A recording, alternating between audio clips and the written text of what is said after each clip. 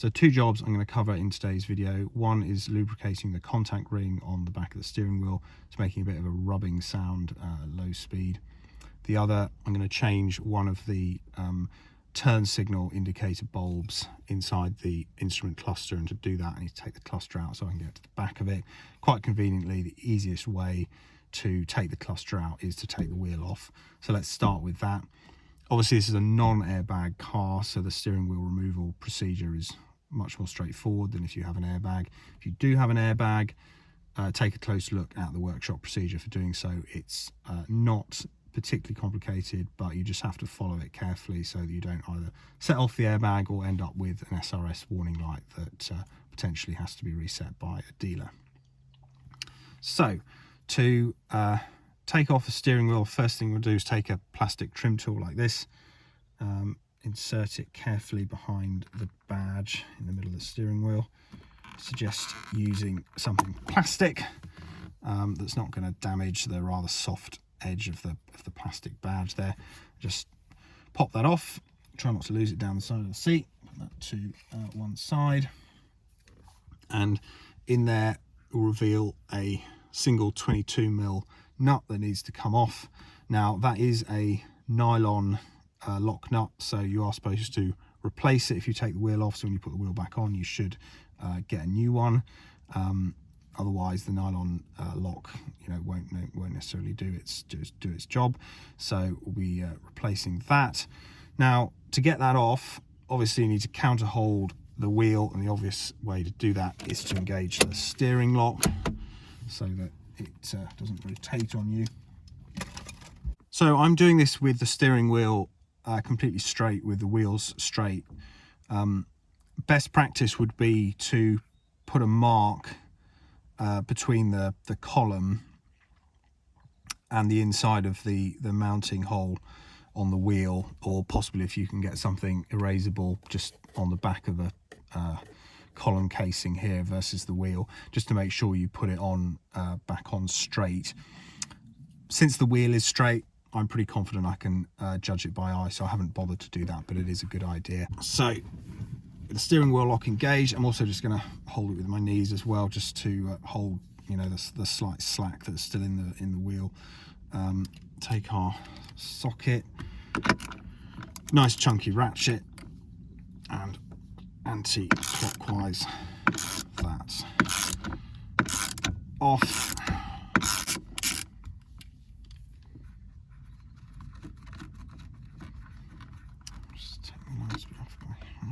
Take that nut off. Yeah, you see the nylon locking ring in the top there should only be relied on once, so hence the need to replace that when you're putting the steering wheel back on. There is also a washer inside of that, so be careful not to lose that. Now to actually pull the wheel off, got to disengage the steering lock again. So put the key back in, just turn it to position 1, and then just gently lift that away.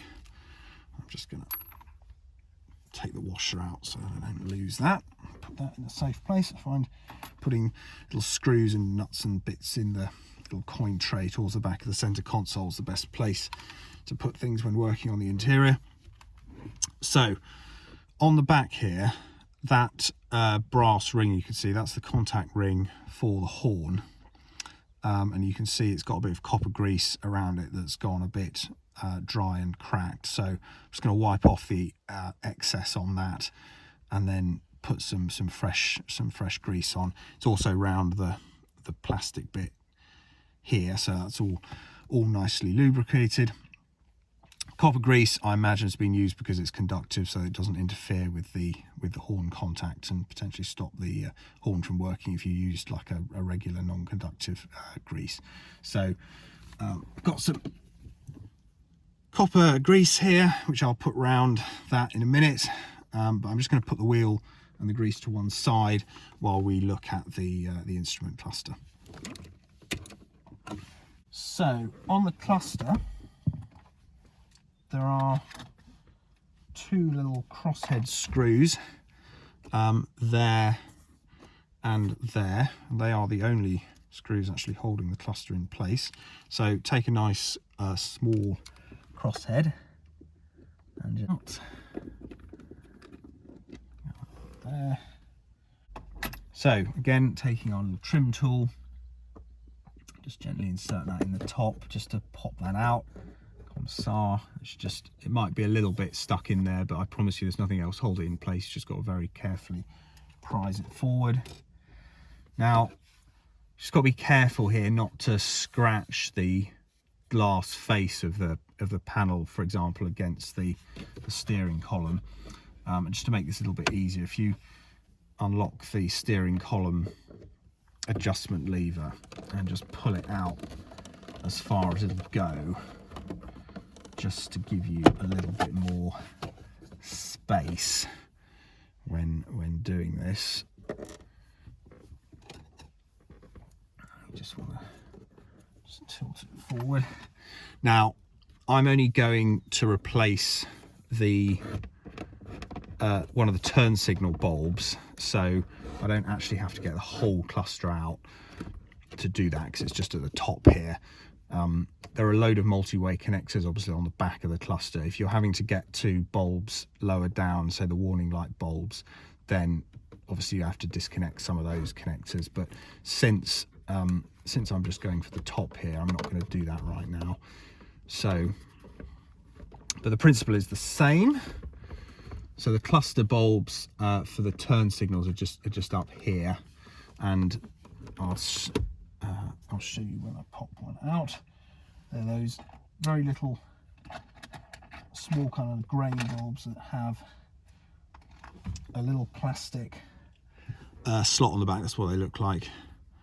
That's my new bulb there, and as you can just see, it's got a little plastic slot on the back. So what I'm going to do, I'm just going to take a little flat head and just go in there and just get that out a little bit further here.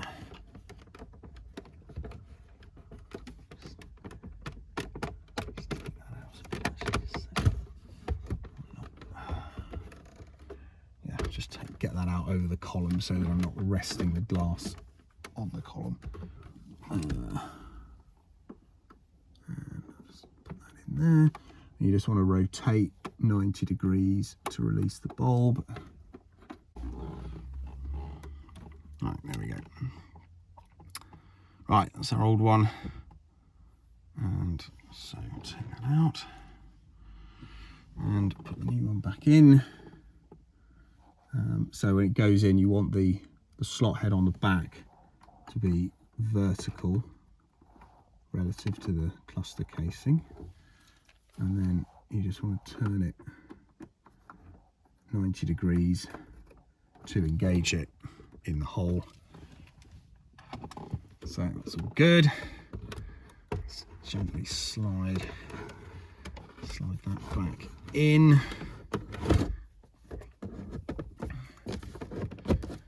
Just before I screw that back in, I'll just double check that we have actually got our turn signal back. So it was the right turn signal indicator that wasn't working before, and we have a right turn signal indicator again on the dash, which is great. Turn that off again. The coolant level warning is spurious, I assure you. Got a new sensor on order for that, because that seems to have given up the ghost. Right, and we just want to carefully screw our two little crossheads back in place. Right, let's return to the steering wheel. So I would recommend that you do this out of the car, but I'm just going to do it here and be very careful.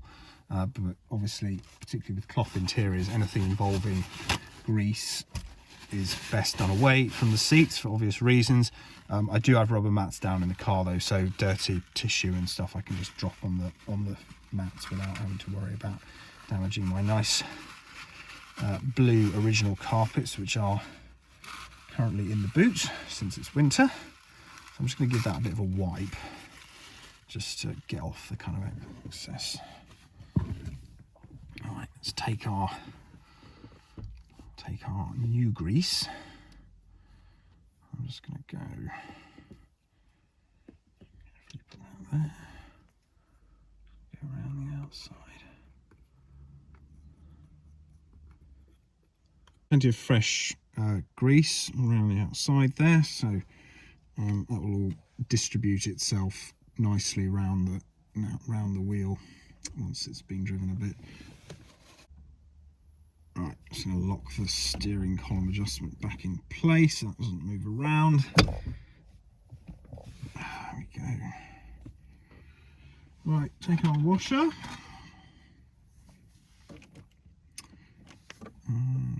And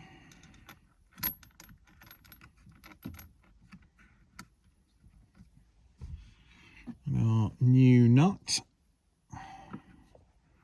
Nice fresh nylon locking thing. Correct torque for the wheel nut is £59, I think, and that's the only thing I've been remiss in today with this video. I haven't actually got my torque wrench, but I will, I assure you, go back and apply the correct torque at a later date. Right, I'm just going to take the key out again, so re-engage the steering lock so I can get a bit of extra torque on that. Locks in place, there we go. That'll do for now. And then all that is left to do now is to pop our little badge back in place, making sure the M is at top dead center. And I'm just going to move the car out and just drive it around the car park a little bit just to make sure that that rubbing noise has gone away. So the steering at low speed is now nice and silky smooth and quiet, just as BMW intended.